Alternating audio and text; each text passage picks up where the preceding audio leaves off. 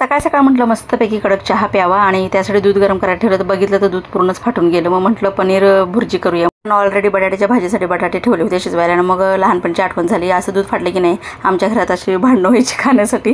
म्हणजे ह्याच्यामध्ये साखर घालून खायचं खूप छान लागतं। तुम्ही खाता का नक्की सांगा बरं का। आणि छानपैकी ते बटाट्याची भाजी केली आणि भाजीचं नियोजन पण बदललं कारण उशीर होत होता आम्हाला सगळ्या तिघांना बाहेर जायचं होतं कुठेतरी कामानिमित्त।